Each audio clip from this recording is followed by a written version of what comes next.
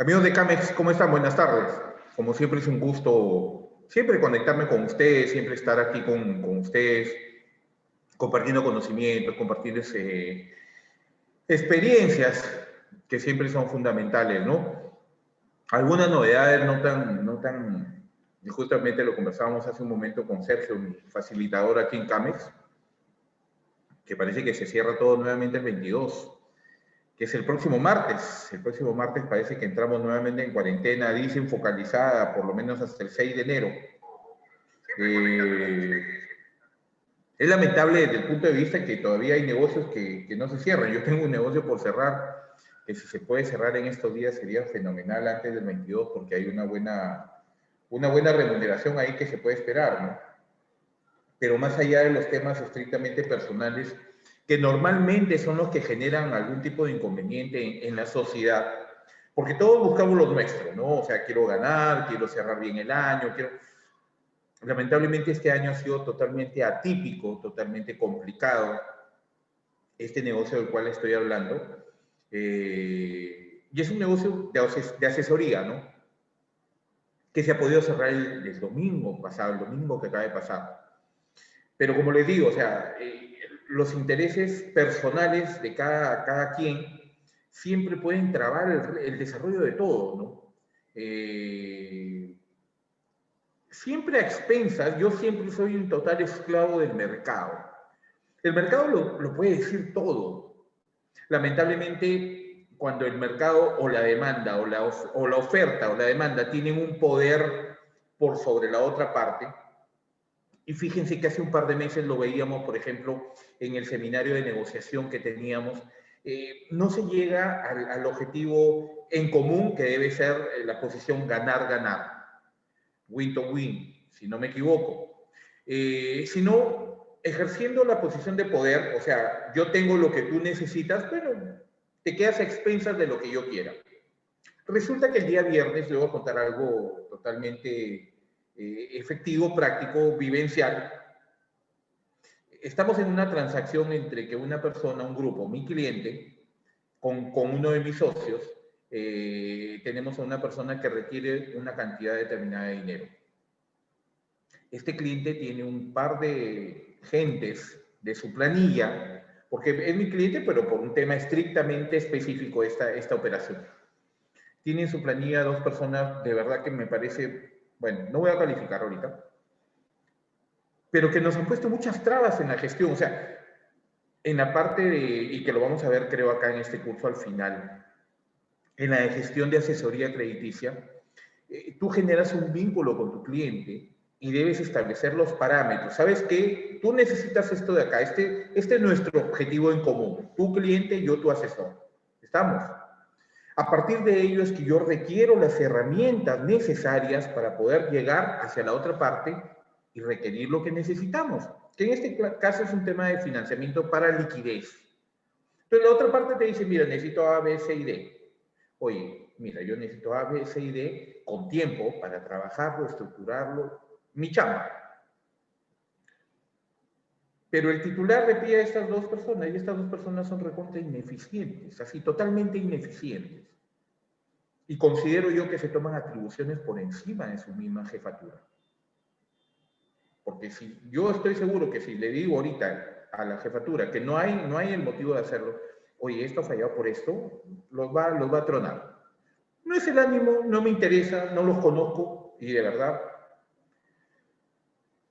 Sin embargo, el viernes, con la contraparte, mi contraparte en el otro lado, quedamos, mira, ¿sabes qué? Voy a hablar con el inversionista, que es el que tiene el dinero y que le va a prestar a tu cliente.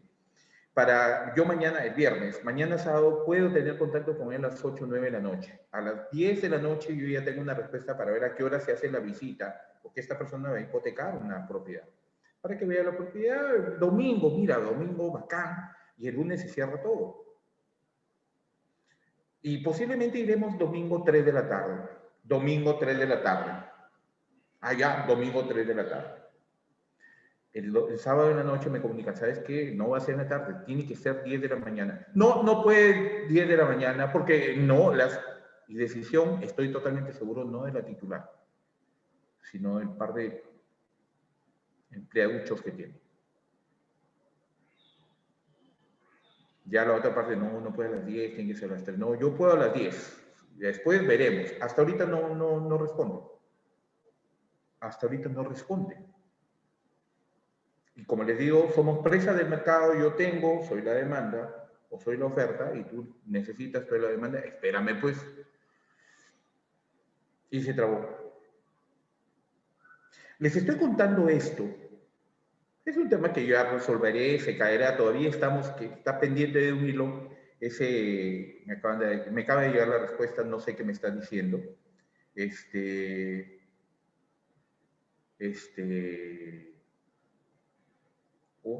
Mi socio está todavía, parece que está leyendo recién el libro poquito.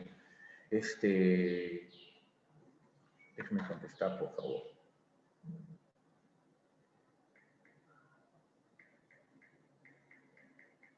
Nuevo jugador.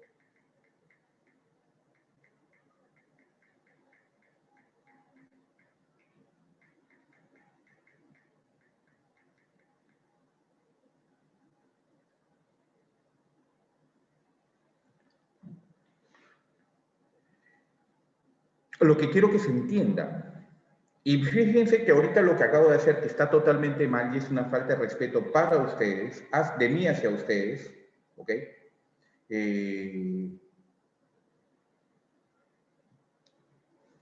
Son aquellas cosas que malogran las buenas relaciones entre cliente y asesor, cliente e institución. Hola Kevin, ¿cómo estás? Ya te extrañaba, buenas tardes, ¿cómo estás? Son las situaciones negativas que malogran buenas relaciones entre cliente, entidad, cliente, asesor. Tú no puedes, tu fin máximo es tu cliente, pero tiene que entender el cliente que siendo mi fin máximo, si yo estoy buscando una situación positiva para él, tiene que alimentarme de todas las buenas herramientas necesarias para poder desarrollarlo. Pero si priman algunos intereses de por medio, que a veces no son ni del mismo titular, estamos mal. ¿A dónde quiero llegar? Es que toda la moda, la onda última de la empatía, de la inteligencia emocional, es la gran disculpa para cometer hasta fechorías. Ah, no, yo no te levanto la voz, pero te estoy taladrando el piso. Y eso está mal. Y eso está mal porque realmente lo llevamos hasta el cliente. Y fíjense ustedes, se dan situaciones de tal envergadura, permítame.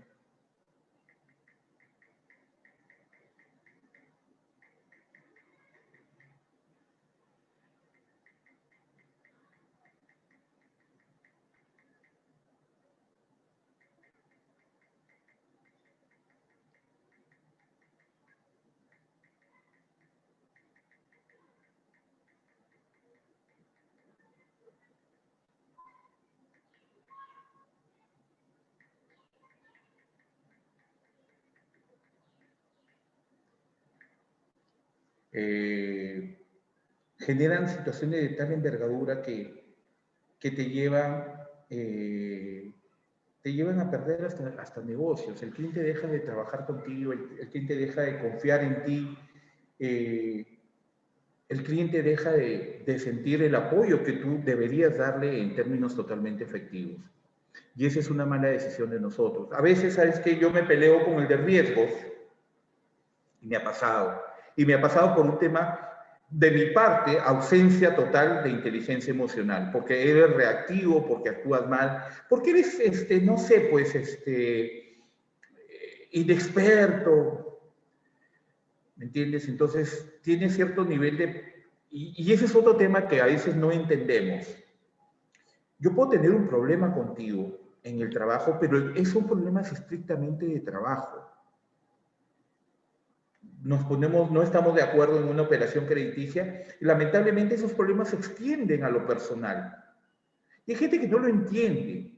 Hay gente que, y me ha pasado, o sea, te saca la mugre en un comité de crédito y termina el comité, oye, compadre, vamos a almorzar, vamos a desayunar, Y la gente sigue todavía en plan de bronca contigo. Y lo que es peor, te pueden seguir, digamos, el juego que ellos dicen, voy a seguirle el juego, como si te tratara de que nos estamos jugando en otros equipos, en equipos distanciados diferentes, somos enemigos. No es así. Y eso se lleva a un plano que trasciende al cliente. Y el cliente entiende, oye, esta institución, ¿qué pasa? Y fíjense el ejemplo más claro, ¿no? El analista de crédito, el asesor de crédito que no tiene la capacidad de decirle no al cliente ante una posición que no va, es incapaz de decirle de verdad, yo considero que su crédito no va, salen y le dicen al cliente, y de verdad yo nunca he tenido problemas en tener que decir no cuando se tenga que decir no, ¿ya? Pero salen y delante del cliente coge un lavador, un lavamanos, se la lava bien con alcohol, le gira todo. No, el jefe de créditos no quiere, el jefe de agencia no quiere, el comité de créditos no quiere. Son incapaces de decirle, señor, su crédito no va por esto, por esto, por esto, por esto. Ellos inicialmente quedan bien, pero no está bien, pues, no está bien. Les aseguro, no está bien. Dejas una muy mala imagen. Porque les aseguro que si el cliente venía con una situación trucha, como se dice, y que te quería poner la trampa, te dicen, ah, no, con este sí la pasa. El que se ha dado cuenta es el otro. Entonces, oye, señor, usted sí la pasa, ¿no? Porque le falta poco para decirte eso. Y tú no estás quedando bien tampoco. ¿Ah? Entonces, procuremos mejores relaciones interpersonales dentro de la institución. Procuremos mejores aptitudes y actitudes hacia el cliente. Procuremos siempre buscar la inteligencia emocional, pero verdadera. No la que está de moda. No la que con mi cara linda y preciosa, sí, estoy de acuerdo contigo y por dentro estás mandándolo ya sabes a dónde. Porque eso no es sincero. La inteligencia emocional no es una moda. La inteligencia emocional es saber que estamos en una situación complicada y la manejas adecuadamente. No gritas, no peleas. Y de verdad, yo no creo mucho en la diplomacia cuando se trata de algo que es correcto por un lado o incorrecto en el otro lado.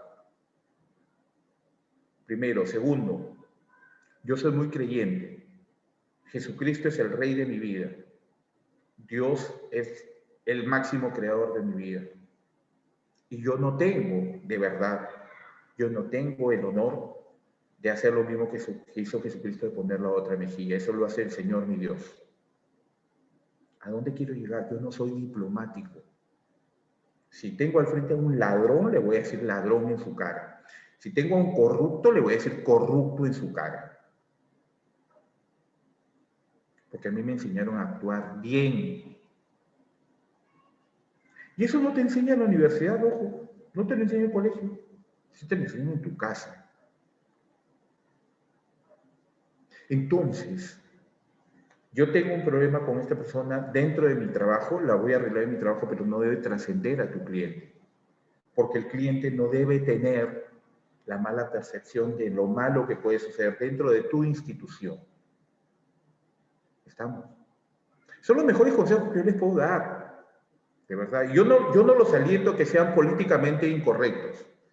Lo que sí los aliento es que actúen honestamente siempre, correctamente siempre, y defiendan sus posiciones siempre con argumentos. Lo peor que puede suceder es que no tengas ya más argumentos y metas golpe o grites o levantes. No gana el que más alto levanta la voz. De verdad. Ahí todo el mundo pierde. Yo soy gritón por naturaleza. Tengo que controlarme. Soplarme el rollo, como dicen. Pero las situaciones siempre tienen que ser correctas. Y correcto también es tener la oportunidad de educar a nuestro cliente y decirle, oye, ¿qué tienes que hacer para que solicites responsablemente un crédito?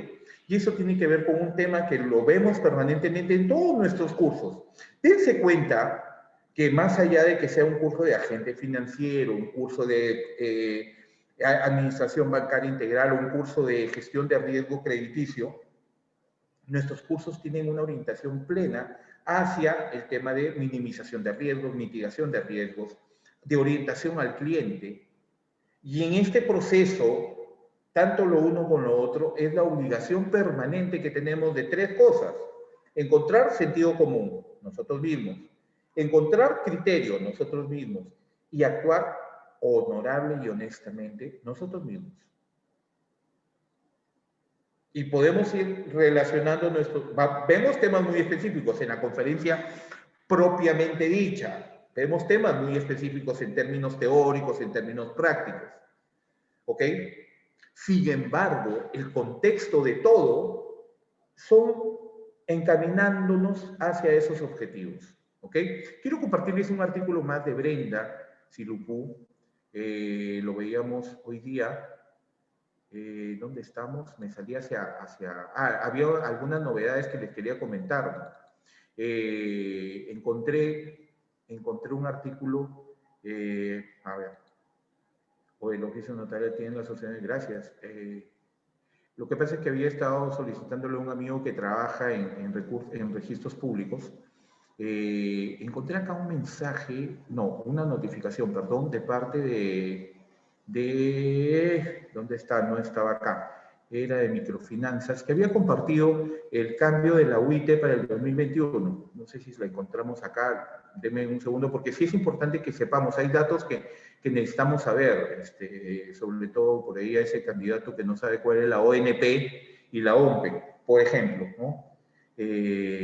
A ver, veamos, permítame, por favor, algo rápido, nada más. Pana Noticias, Microfinanzas era. Vamos a verlo por acá en Microfinanzas, que acaba de publicar. Equilibrio, mira, Equilibrio Financiero, acaba de publicar una norma legal, aquí está. A ver, veamos, por ejemplo, acá esto, aquí estamos. Desde el día de hoy, 15 de diciembre, mediante Decreto Supremo número 392-2020, Economía y Finanzas, entiendo que fue publicado el nuevo valor de la UIT para el año 2021, que será de 4.400 soles. Es noticia calientita, chocherita, como dice nuestro recordado Lalo Archimbó. El gobierno aumentó en 100 soles el valor de la UIT, referencia que se usa para determinar impuestos, multas u otros aspectos tributarios que las leyes establezcan. Cuando te dicen es el valor de la multa corresponde a 50 UITs, tienes que sacar el valor, en este caso para el año 2021 de 4.400 por 50. Por ejemplo, no es retroactivo, sí nos estamos compartiendo, la pantalla, sí. No es retroactivo, ¿y dónde estoy yo? No me veo en la pantalla. No es retroactivo porque si no el valor de la solicitud de retiro de las AFP, que son 3 UIT, hubiera subido a 17.500, ¿no? El gobierno aumentó en 100 soles el valor de la UIT en referencia que se usa para determinar impuestos, multas u otros aspectos tributarios que las leyes establezcan. ¿Ok? El aumento de la UIT impactará con algunos cambios en, por ejemplo, la unidad de referencia procesal, el impuesto a la renta de quinta categoría, el capital mínimo para la intermediación laboral, las multas de SUNAFIL, los procesos judiciales respecto a unidad de referencia procesal, retiros de hasta Q de las... mira, de hasta que se soliciten... mira. Que si nos hubiéramos esperado hasta solicitar, yo soy uno de los que ha solicitado, desde enero del 2021, mira, hasta los 4 UITs de fondo de las AFP. Es importante esto, siempre es importante que se sepa, son datos referenciales porque también son datos que nuestros clientes deciden tener, ¿ok?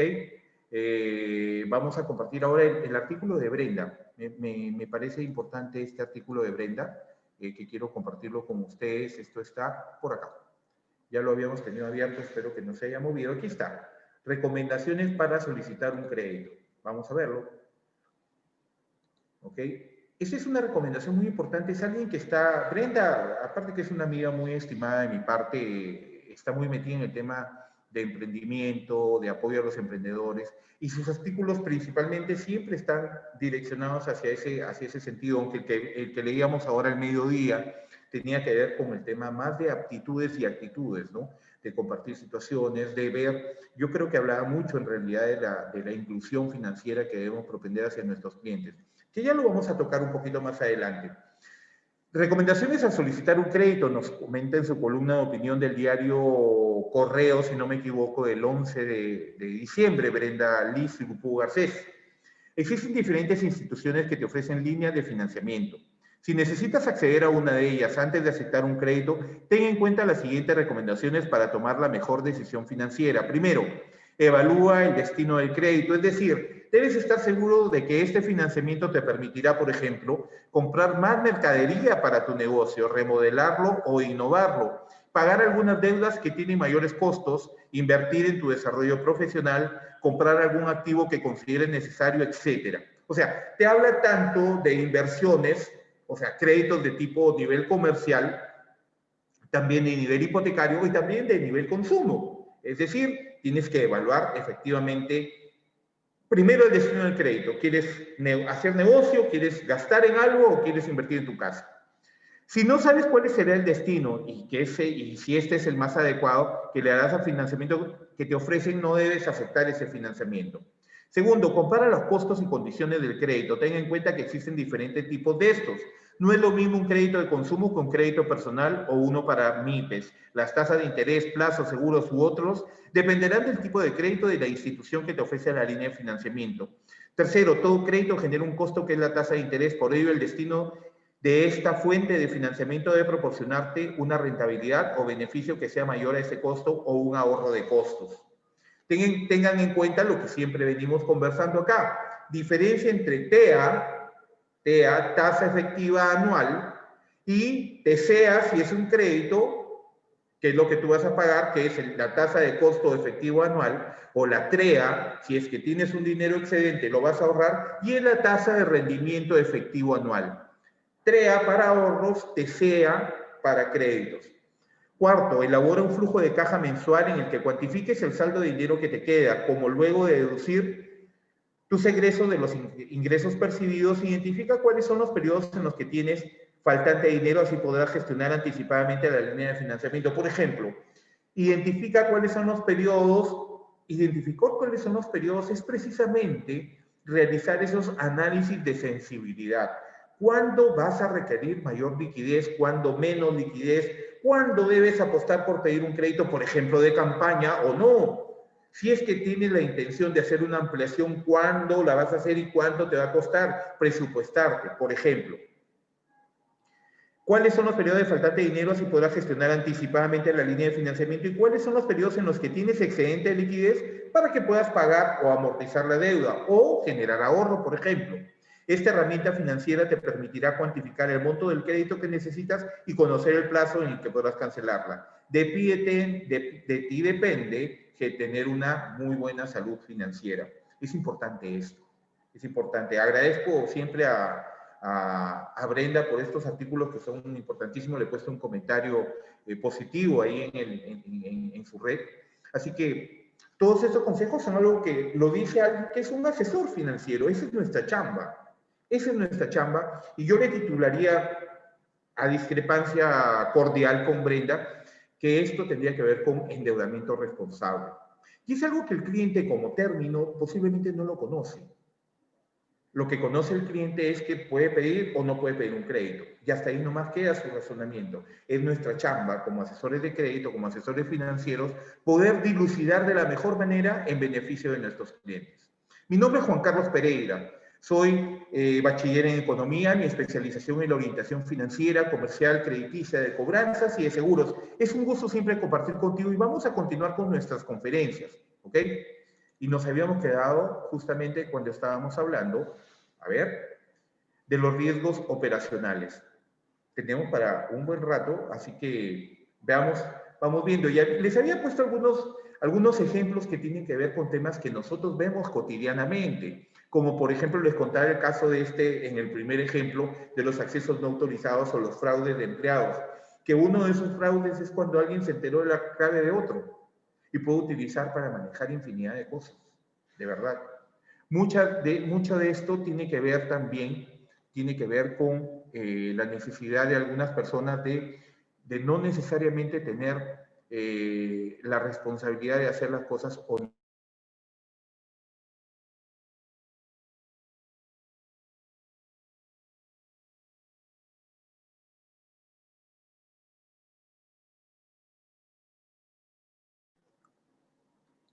Discúlpeme, ¿algún tema técnico por ahí? Es lógico, por tanto, ver cómo las entidades financieras ponen su foco en implementar sistemas que permitan una correcta gestión del riesgo. Les decía al comienzo de esa conferencia que más allá de tratarse o de riesgo operacional, o de riesgo crediticio, riesgo reputacional o cambiario, como lo que vamos a ver en forma inmediata a continuación después del riesgo operacional, tiene que ver con el objetivo principal de todo funcionario dentro de una entidad financiera de mitigar los riesgos. Ningún tipo de funcionalidad dentro de la entidad financiera, ningún tipo de posición dentro de las entidades financieras te liberan de la responsabilidad de la mitigación del riesgo. Si estás en el área financiera, vas a tratar de minimizar o mitigar los riesgos que tienen, por ejemplo, tipo de cambio, que tienen mercado, que tienen gestión operativa financiera, necesariamente, o contable. ¿Ok? Riesgos de sufrir pérdidas porque las provisiones se están elevando, por ejemplo. Entonces, recurres a combinar el riesgo que tú manejas desde tu posición funcional dentro de la institución con, por ejemplo, hablar con el gerente de créditos y ver, oye, las provisiones están levantando. ¿Cómo estamos mitigando la gestión o cómo estamos realizando la gestión integral de riesgo crediticio? Para ello, las entidades bancarias confían en compañías especializadas como RiskTech, cuyo objetivo es implementar soluciones para la gestión del riesgo aprovechando los últimos avances tecnológicos. Veíamos ahora en los enfoques diversos, el VIA, que era el básico, el mediano y el avanzado. El básico era para todos, determinar un capital determinado que tenga que ver con un porcentaje del ingreso bruto anual de los últimos 3 periodos, de las instituciones financieras. Yo creo que es lo básico y que todas las instituciones deben hacerlo. Después veías que determinabas en el de riesgo mediano aquel porcentaje de participación del riesgo operacional dentro de la estructura de la entidad financiera, porque hay entidades que tienen 2 o más módulos de atención, como los bancos que tienen los 8 módulos de atención. Ya hablábamos de corporativos, de microempresa, de banca minorista, de contabilidad, de finanzas, de tesorería, y le asignas un valor porcentual determinado a esa participación que tienen en toda la economía de la entidad. Y de acuerdo a eso asignas una tasa de capital para el riesgo que involucra cada una de estas actividades. Y el avanzado, que era una combinación de ambos, y generabas la posibilidad de tener un capital mayor para afrontar la posibilidad de pérdida ante la ocurrencia de estos riesgos en la institución financiera, que a su vez tiene que ver con los acuerdos de Basilea, donde procuran que las entidades financieras tengan la suficiente liquidez y suficiente capital para afrontar periodos de emergencia que en la ocurrencia de este problema generen pérdidas a la institución. Yo siempre propendo a que estemos preparados. Más allá de los términos estrictamente teóricos, es como lo decíamos con el RORAC en el curso de gestión de riesgo crediticio, que el RORAC asigna la mayor responsabilidad de la mitigación del riesgo a partir del capital prestado, donde tú dices, mira, ¿sabes qué? Yo tengo esta cartera de créditos con este saldo de capital, pero yo no me preocupo más que de determinar a partir de este saldo capital, que se mueve, que es dinámico, porque el cliente repaga sus operaciones crediticias, que yo le asigno la posibilidad de determinar mi riesgo y medir mi riesgo a partir de ese capital. ¿Ok? Este es en términos prácticos, no voy a hablar del tema teórico del RORAC. ¿Ok? En otras palabras, el RORAC te dice, ¿sabes qué? Tú debes medir tu riesgo a partir de lo que tienes comprometido. ¿Qué es lo que tienes comprometido? Lo que tienes prestado. Perfecto. Y como eres prudente, tienes una gestión prudencial en la gestión integral de riesgos, tú dices prudencialmente, yo tengo que medir mis pérdidas esperadas. Perfecto. A partir del capital prestado determino mi pérdida esperada. Y yo sé que como tengo un buen manejo de cartera, yo digo, no, yo tengo una pérdida esperada de 1. Pero como actúo prudencialmente, digo, me voy a preparar como para perder por 10. Puede sonar un poco tremebundo, puede sonar un poco exagerado, escandaloso, pero es la mejor posibilidad de salir bien librados y respaldar, por ejemplo, lo que nos dice Basilea, sobre todo Basilea 3, que generaba un indicador financiero de liquidez que te permitía no solamente tener la posibilidad de solventar la pérdida, sino también la posibilidad de que, solventando la pérdida, tienes la posibilidad de continuidad de negocio, que es uno de los riesgos inherentes al riesgo operacional, para seguir con continuidad de negocio asegurada por lo menos un año más.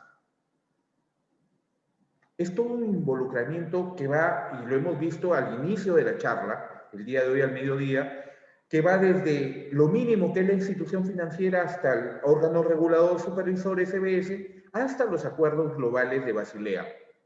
De esta forma, los procesos manuales se automatizan y los riesgos operacionales se minimizan. A mí, cuando se refiere a riesgos, no me gusta hablar de minimizar, sino de mitigar. Porque minimizar es decir solamente, bueno, lo hago más pequeño, no pierdo, pero menos. No. La mitigación es mucho más que asumir una pérdida menor. Es asumir esa pérdida sea menor cada vez, pero tomando acciones a la par.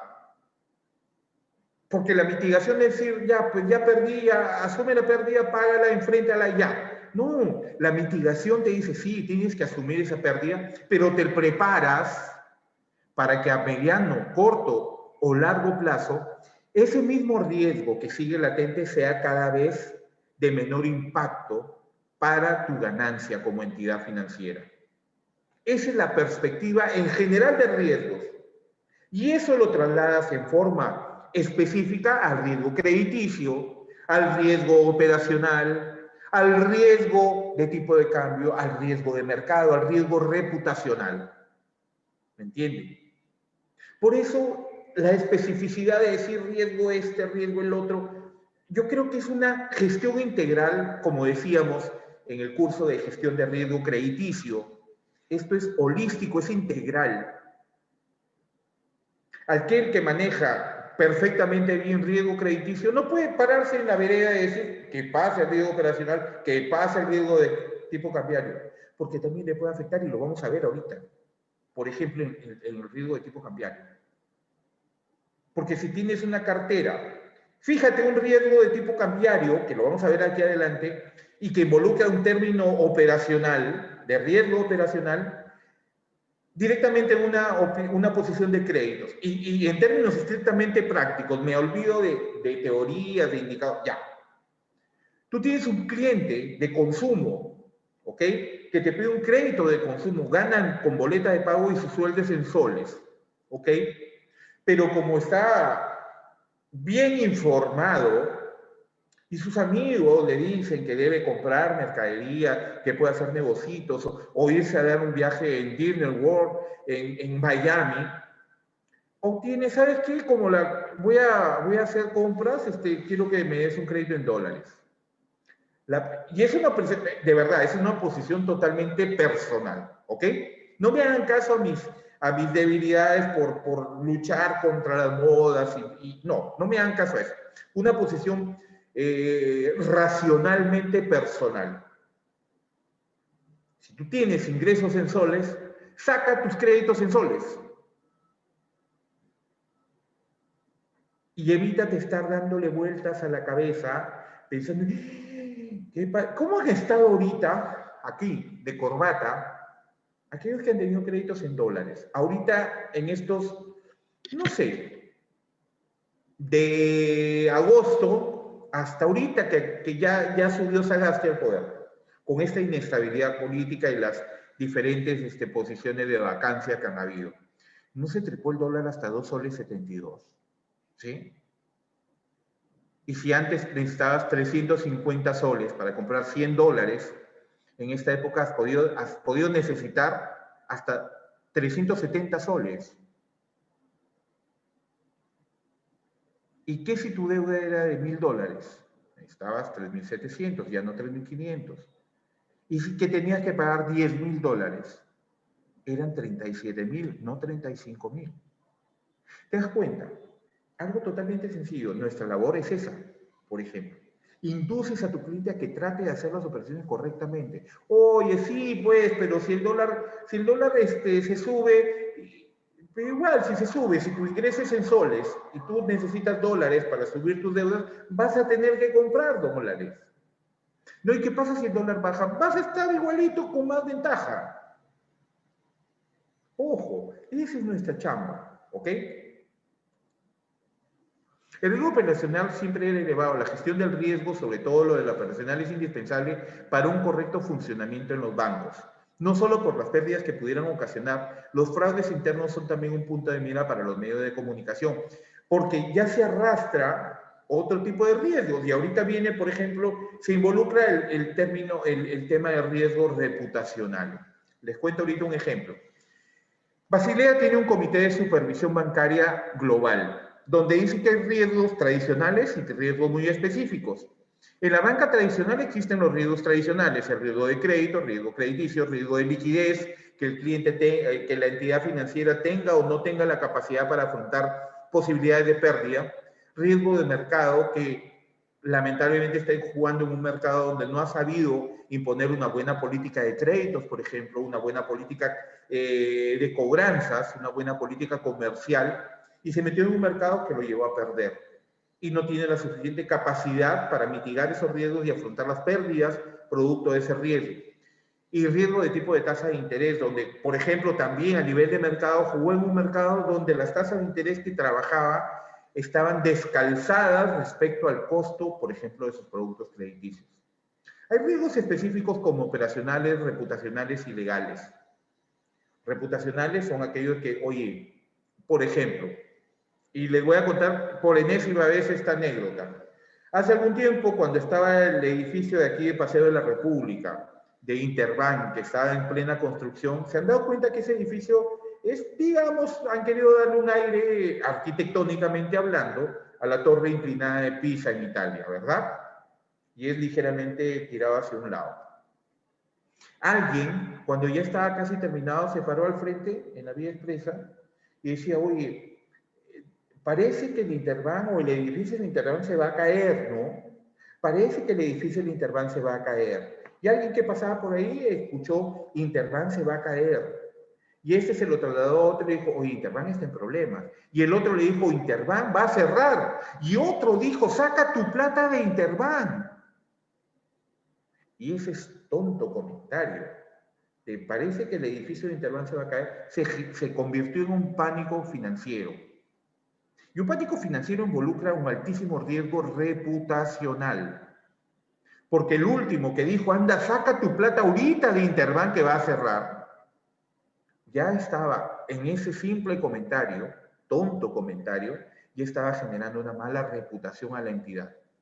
Él no sabía por qué. Simplemente alguien se paró, miró el edificio, oye, se va a caer, parece, ¿no? Uy, se está cayendo, oye, está perdiendo, oye, va a cerrar, anda, saca tu plata. Ese fue el camino.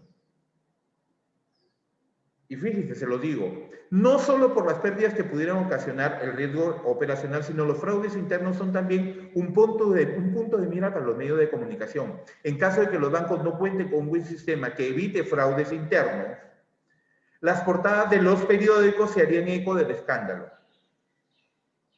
Por ejemplo, este tema de Interbank que les he puesto. Yo viví un pánico financiero en la Caja Rural San Martín hace muchos años, en la ciudad de Tarapoto, porque un periodista que quería cobrar un poco más por un tema publicitario, amenazó a la entidad financiera y dijo, y corrió una voz, uno de sus directores es Testaferro de Montesinos, lo cual era lejos de la verdad, primero porque el director era un director invitado, no tenía voz ni voto, era un director invitado que completaba directorio, primero. Segundo, que era consuegro de Venero, que Venero era uno de los testaferros de Montesinos, o sea, habrá visto a Venero cuando le dijeron, papá, me voy a casar con la hija de Venero, perfecto, ¿sí? Vamos a pedirla, la vieron y se vieron después del matrimonio, posiblemente nunca más se vieron. Pero eso generó un pánico que duró de 2 a 3 semanas. El éxito de la institución, y es aquí, por ejemplo, en situaciones como esas, que las medidas de mitigación de riesgo involucran también políticas de captación de ahorro, políticas de crédito, porque una de las políticas que tenía esta entidad financiera era la poca concentración de sus depósitos, es decir, no tenían pocos clientes con grandes cantidades de dinero. Por el contrario, tenían muchos clientes con pequeñas cantidades de dinero. Salieron alrededor de no creo que menos de 2.500 personas, clientes. No es poco para una entidad financiera. Que en esa época tendría pues que, no sé, voy a soltar un número, 9.000 clientes, que salgan 2.500, no es poco. Pero salieron 2.500 con pequeños montos, estaba totalmente atomizada la cartera de ahorros, la bolsa de ahorros que tenía esa institución financiera. Sí, está bien. Tuve el privilegio de asumir, ¿cómo les digo? Pues, o sea, la reactivación de esto, porque logramos recuperar en menos de 6 meses el dinero que salió, que fueron algo de esa época, algo de 7 millones de soles. Los grandes clientes, los que tenían regular cantidad de montos, ni se enteraron, creo. La SBS, que ante situaciones de pánico financiero tiene siempre que actuar, primero de oficio, ni se acercó a Tarapoto. Creían que yo era de la SBS porque tenía la costumbre de usar corbata. En Tarapoto en esa época, ningún funcionario bancario usaba corbata. Yo tenía 2 años recién viviendo ahí en la selva y yo, como lo hago ahorita por ustedes, por un tema no sé, de prestancia, de presencia ante el cliente, usaba siempre corbata. Y decían, ese gordito que está ahí, él es de la SBS. Mentira. Yo era un funcionario más. Y a Dios gracias, teníamos un buen equipo que logramos manejar el tema y lo revertimos. Yo había entrado 15 días antes de ese pánico financiero, no había firmado ni contrato, les cuento. Pero tuvimos la oportunidad de salir adelante en equipo. Y es más, o sea, yo había entrado para liderar el equipo de microfinanzas de la institución. Y a raíz del pánico, como se movió todo el tema financiero de la entidad, decidieron dejar en stand-by el proyecto, pero bueno, méritos van, méritos vienen, me pidieron que me haga cargo de la gerencia de operaciones y lo hice. Estuve un año, creo, año y medio en la gerencia de operaciones, donde también fui oficial de cumplimiento de prevención de lavado de activos. Y eso hizo que logremos consolidar a nuestra gente, porque no salió nadie de la institución.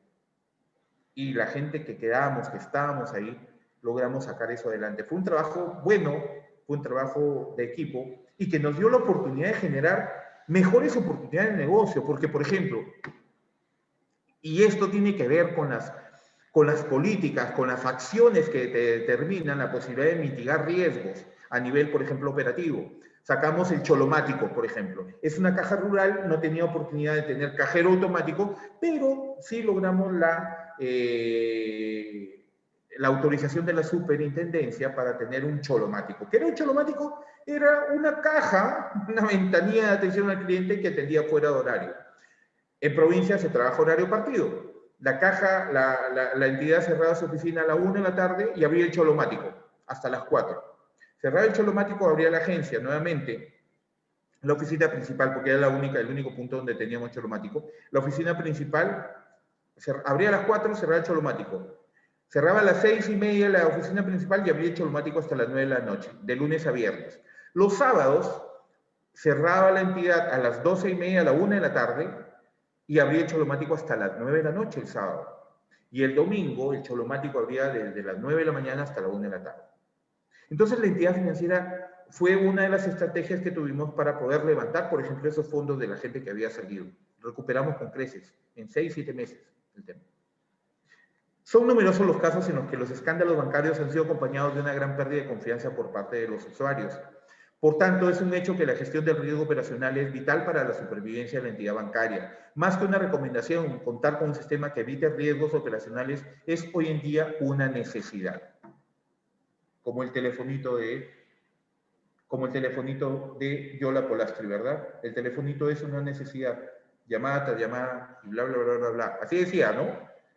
¿Saben quién es Yola Polastri? La chica de la tele. Bueno, yo todavía la recuerdo y fui a uno de sus espectáculos cuando fui a Piura, al Coliseo Cerrado Miguel Jerónimo Seminario Jaime. Así se llama nuestro coliseo en Piura. La chica de la tele, eterna gloria de la televisión peruana. ¿Ok? No han vuelto tiempos como el de ellos. Nos enfrentamos también al riesgo cambiario. Es uno de los riesgos que posibilita pérdidas para las instituciones financieras. Es como nuestra economía, que los temas monetarios son regulados por el Banco Central de Reserva. Y ustedes han escuchado, hay exceso de dólares, sale el Banco Central de Reserva a comprar dólares. Hay poca disponibilidad de dólares, sale el Banco Central de Reserva a vender dólares. buscando la estabilidad monetaria. Esa estabilidad monetaria le genera las posibilidades de mitigar riesgos a la institución financiera en términos de riesgo cambiario. ¿Cómo se presenta el riesgo cambiario? El riesgo cambiario es un riesgo que se presenta cuando se realizan transacciones en monedas distintas a la moneda de la empresa. Si lo saco de la empresa hacia el individuo, es aquel riesgo que tiene el cliente que dice, yo gano mi sueldo en soles, pero quiero, como soy mi bacán y mi apellido es medio gringo, yo quiero hacer mis créditos en dólares. Riesgo cambiario. Este riesgo se da cuando no se gestiona correctamente la exposición de la empresa al cambio de la divisa con las que comercializa. ¿Ok? Posibilidad de afrontar pérdidas derivadas de incumplimientos. El riesgo cambiario es la posibilidad de afrontar pérdidas derivadas de incumplimientos, y esto ya tiene que ver con el tema crediticio, de los deudores en el pago de sus obligaciones crediticias, producto de descalces, lo que les decía el ejemplo. Ganas en soles y pides un crédito en dólares. El pago de sus obligaciones producto de descalces entre exposiciones netas de moneda extranjera. Sí, pues. Y esto sucede, por ejemplo, mucho, o sucedía, porque hoy en día ya se tienen consideraciones extremas, inclusive respecto a esto, en los créditos hipotecarios. Ah, no, yo tengo un departamento que me ha costado $20,000, ¿no? Y $200,000 y pago mi cuota en dólares. Oye, paga tu cuota en soles. Paga tu cuota en soles, no vas a tener riesgo cambiario. Si tu economía es en dólares, en buena hora. Porque es que si te cuesta 5, te va a costar 5 siempre. Pero si tu economía es soles y tu deuda es en $5, tú no sabes mañana cuánto cuesta comprar en soles esos $5 que tienes que pagar, esos $1,000 mensuales. Es un tema de ordenamiento y de responsabilidad crediticia, de responsabilidad de endeudarse. ¿Ok? El EBITDA, en términos normales para mí, yo soy neófito en el tema financiero y tema. Yo lo veía mucho el EBITDA y desde mi punto de vista financiero, como asesor financiero del proyecto Plaza Surco. ¿Cómo lo veíamos ahí, por ejemplo? Plaza Surco es un proyecto inmobiliario que estaba generándose para desarrollar, o estaba desarrollando, un centro comercial en Jorge Chávez, en la cuadra 7, en Surco Viejo.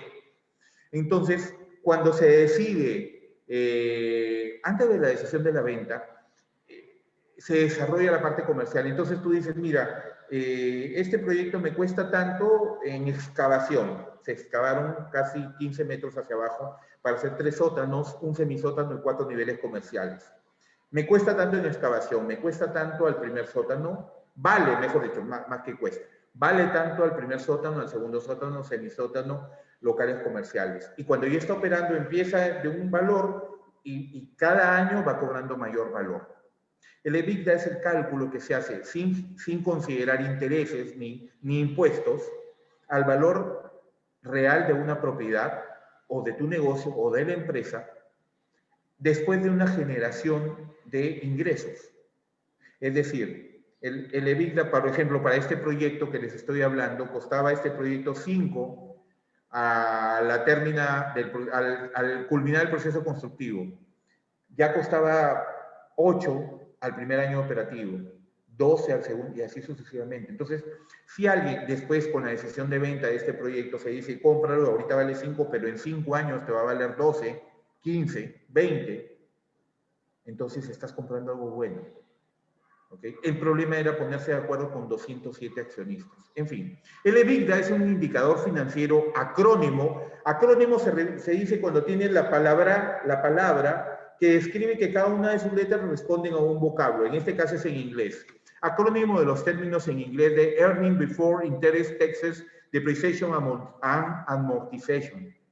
Es decir, que muestra el beneficio de tu empresa antes de restar los intereses que tienes que pagar por deudas contraídas y los impuestos propios de tu negocio, las depreciaciones igualmente por deterioro, cuando se trate de bienes que tienen un nivel de depreciación. EBITDA son las siglas en inglés de beneficios antes de intereses, impuestos, depreciación, amortización y costos de reestructuración o renta. Earnings before, después, interés ganado, impuestos, depreciación y amortización a reestructuración de rentas o costos producidos por deudas contraídas.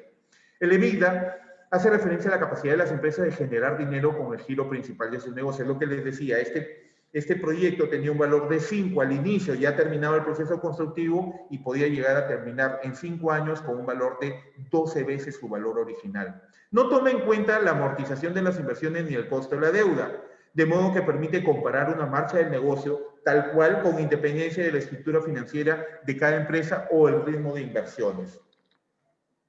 El EBITDA hace referencia a la capacidad de las empresas de generar dinero con el giro principal de su negocio. Como herramienta de medición el EBITDA es EBITDA, en otras palabras, es determinar cuánto nos queda para pagar al capital y a los acreedores, que es ya sinónimo de determinar cuánto nos queda para pagar el uso de los activos. Es una valoración de las empresas, una valoración de los bienes, de los activos de las empresas. En segundo término, es una buena medida de cash flow.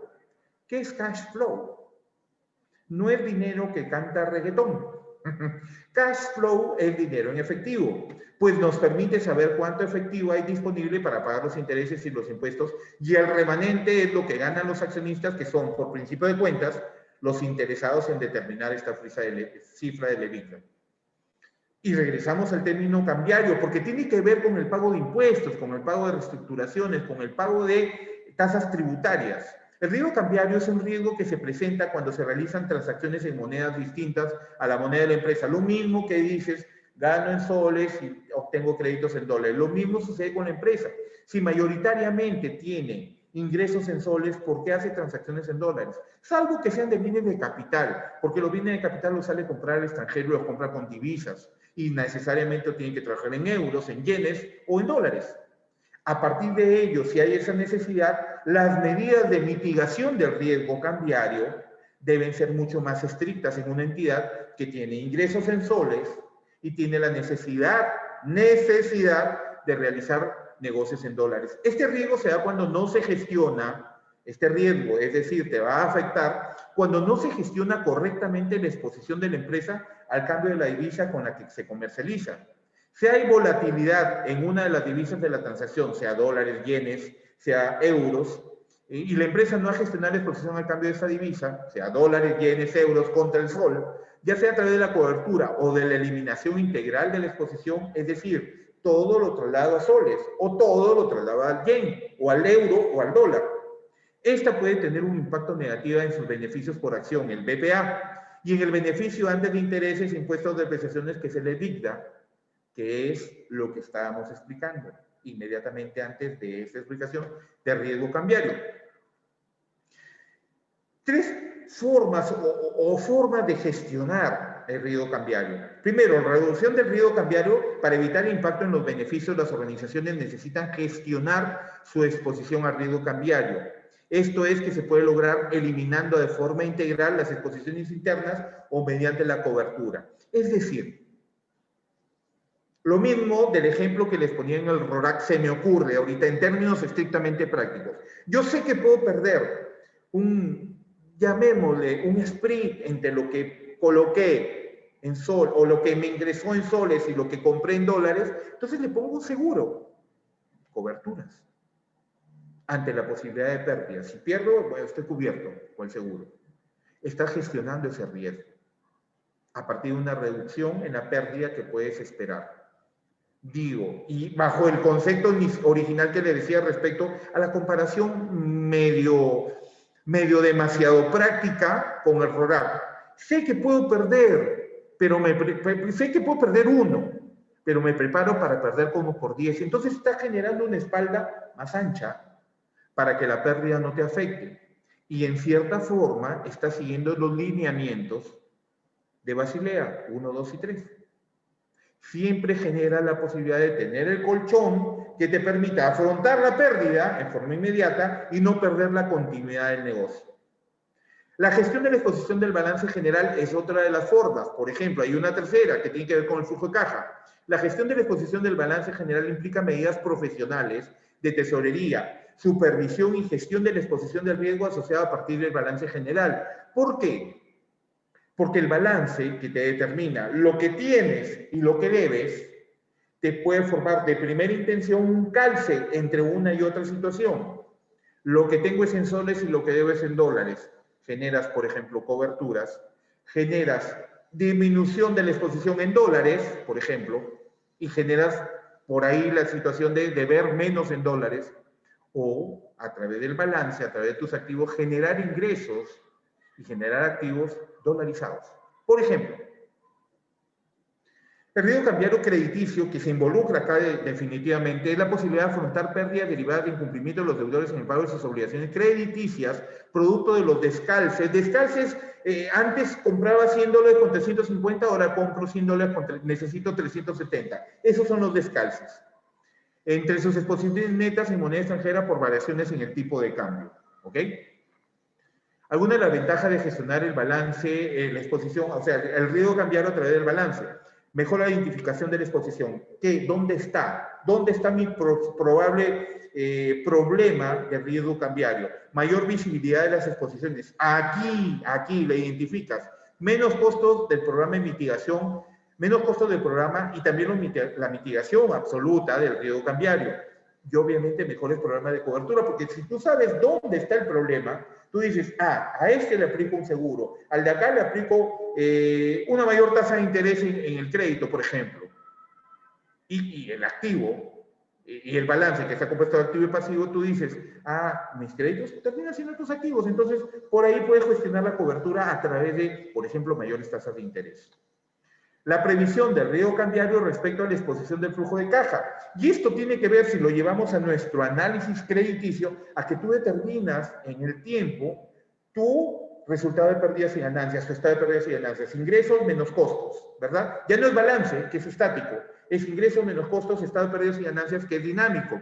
La previsión de la exposición del flujo de caja consiste en la creación, el análisis y el control de la exposición monetaria a partir de operaciones de flujo de tesorería previsto. Sabes que tienes que hacer estas operaciones en el transcurrir, digamos, corriente, término mayor a un año, no mayor a un año, perdón. Y es ahí donde, por ejemplo, y fíjate, a partir de que este flujo de caja le metes el análisis de sensibilidad, puedes tener una mejor predicción de la EBITDA, puedes tener una mejor predicción de las una mejor precisión de las previsiones. O sea, tú sabes que en tal tiempo debes contar con esta liquidez para pagar impuestos, para pagar CTS, para pagar beneficios sociales, para pagar gratificaciones, por ejemplo. Eso es lo que busca en la previsión del tipo de cambio a través de la exposición del flujo de caja. Más participación en el proceso de flujo de caja. O sea, estás todos los días revisando cómo va esto, sube, baja, pierde, implico el análisis de sensibilidad de corto, de mediano o de muy cortísimo plazo. Reducción de los costes de cobertura, porque si identificas en qué momento vas a saber que en ese momento tú debes estar. Tú sabes en enero que en julio debes prever gratificaciones. ¿O no? Entonces tú planificas tu desarrollo comercial, por ejemplo, respecto a que debes conseguir la cantidad de dinero para pagar, por ejemplo, gratificaciones. Tú sabes que en mayo tienes que pagar CTS.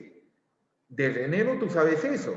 Entonces, si en el flujo de caja tú lo prevés, debes llegar preparado, sin ningún tipo de problemas, para afrontar ese tipo de gastos. Esos son los análisis de sensibilidad que requiere también el flujo de caja de la entidad. Por ejemplo, ¿qué pasó? ¿Nos hackearon? No. Espero que no. Vamos a escapar acá. Dejamos y volvemos a compartir. Disculpen. Son los riesgos de trabajar en vivo, como se dice en la televisión.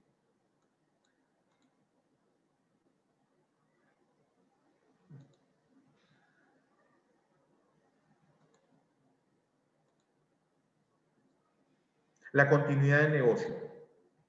Ojo con el examen, por favor. Ojo con el examen, por favor. Un plan de continuidad de negocio determina cómo poder continuar en la empresa ofreciendo esos servicios en el caso de que, por alguna circunstancia, sus sistemas sufran algún tipo de problema. El plan de continuidad y contingencia de un negocio debe recoger la estrategia que sigue la empresa para cumplir los objetivos básicos del plan, que son continuar con los procesos de la empresa a pesar de sufrir un imprevisto y reducir el impacto de cualquier incidente que pueda afectar el corte o interrupción de los servicios. Tú no puedes dejar de atender a un cliente. Un cliente que a las 9 de la mañana está paradito en la puerta de tu agencia bancaria esperando que abran porque ese día vence su plazo fijo. Fíjate las implicancias de contrastar como siempre con la realidad. Ese día vence su plazo fijo, su contrato de plazo fijo, y el cliente, que es un jubilado muy respetable, que llega, es muy ordenadito, muy disciplinado, ese día tiene que ir a renovar su plazo fijo desde su propia voluntad. Él va a firmar. Porque el contrato de plazo fijo dice que si el cliente no llega el día que se vence ese plazo fijo, se renueva automáticamente. Y el plazo fijo que tiene este señor que está paradito en la puerta, poquito antes de que abran la agencia, tiene un plazo fijo después de 720 días que va a renovar. Pero él ha decidido, por temas de riesgo, de salud, o porque se le dio la gana, renovar solamente por 30 días más.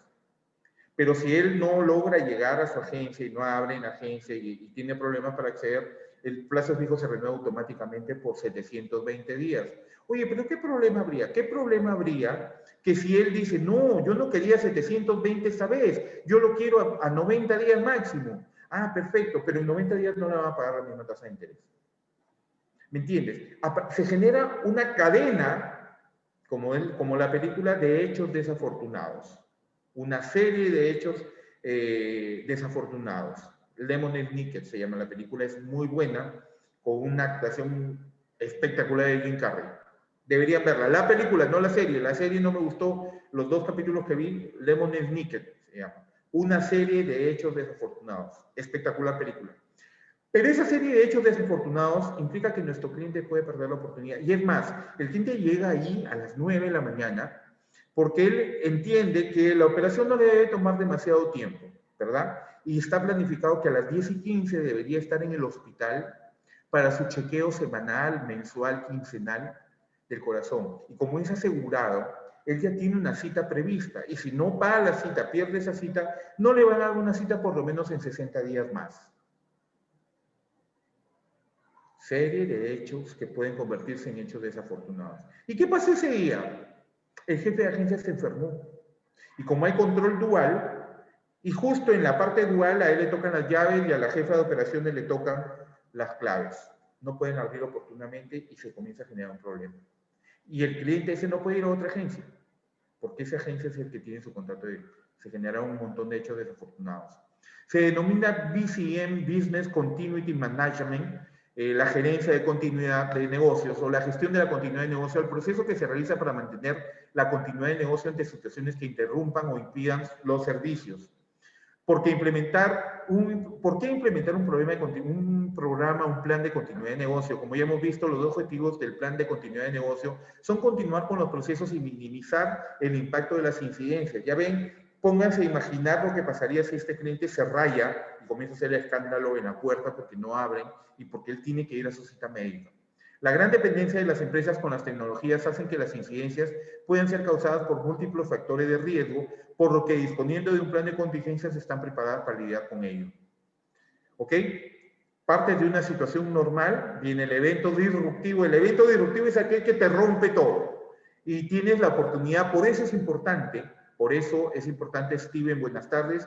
Creo que están esperando la sala. En 2 minutos les prometo que estamos terminando. Este evento disruptivo debe estar preparado para, como siempre, enfrentar diversos escenarios y asumir el nuevo normal a partir de la aplicación de ese nuevo escenario, ¿ok? Diferentes escenarios. Primera etapa de la fase del plan de continuidad de negocio, determinar el alcance, hasta dónde puede llegar la probabilidad de pérdidas o de problemas ante una ocurrencia que ponga en riesgo. Análisis de impacto de riesgo es definitivamente determinar los escenarios que se pueden mover a partir de la ocurrencia. Dentro de este documento se medirán variables como el tiempo de recuperación de un proceso hasta ser restaurado. Se cayó el sistema, ¿en cuánto tiempo lo recupero? Y eso es importante como información porque al cliente le puedes dar esa información. Si tú manejas bien este plan y si el tema tecnológico es algo que se puede predecir en tu institución, puede determinar en cuánto tiempo y determinar un plan de acción que te lleve a que ante la ocurrencia tú puedes determinar cómo solucionarlo ante esa contingencia. Por último, el checklist es aquella lista que dices sí cumplió, no cumplió, sí cumplió. Y se genera en todos los estamentos, no solamente en operaciones, también en el tema crediticio, también en los comités de crédito. Es por eso importante, por un tema de control interno, que los checklists sean siempre preventivos. no correctivos, que se espere el cumplimiento permanente de todas las instancias de la operatividad, tanto a nivel de operaciones, de atención al usuario, de créditos, de cobranzas, de contabilidad financiera, de la parte comercial, para que estos procesos sean cumplidos totalmente bien y el cumplimiento de estos procesos sea la posibilidad de una perfecta y oportuna mitigación de los diferentes riesgos a los que nos enfrentamos. Los objetivos del checklist es realizar investigaciones especiales solicitadas por la dirección, siempre teniendo en cuenta que un checklist de una u otra forma directamente son procesos de auditorías internas a los procedimientos y procesos que funcionalmente debe cumplir cada puesto de trabajo al interior. En este caso, en términos de la gestión de la gerencia de operaciones. Preparar informes de auditoría acerca de las irregularidades que se pueden encontrar, porque a partir de ello te dicen, mira, encontrado esto, ¿cómo levantas la observación? Por eso siempre debe ser preventiva las auditorías. Vigilar el cumplimiento de las recomendaciones contenidas en los informes emitidos con anterioridad. Siempre es un gusto estar con ustedes. Mi nombre es Juan Carlos Pereira. Aquí tienen mis redes sociales, mi número de contacto a través de WhatsApp, mi correo electrónico para las consultas pertinentes y mi red social de LinkedIn. Siempre es un gusto estar con ustedes. Si Dios quiere, mañana nos encontramos en el curso de Administración Bancaria Integral a las 12 del día y a las 5 de la tarde. El jueves, viernes y sábado ya lo haremos a través del curso de gestión de riesgos. El jueves de 12 a 1, de 4 a 5. Viernes y sábado de 12 a 1 y de 5 a 6. Es un gusto estar con ustedes. Cuídense muchísimo, por favor. Posiblemente se viene un cierre total del 22 de diciembre al 6 de enero. No estamos cumpliendo. Lávense las manos, mantengan la distancia social, cuiden a su familia, cuídense ustedes. Que Dios les bendiga, si Dios quiere. Al mediodía de mañana, miércoles, nos encontramos con la Administración Bancaria Integral. Muchas gracias. Dios les bendiga.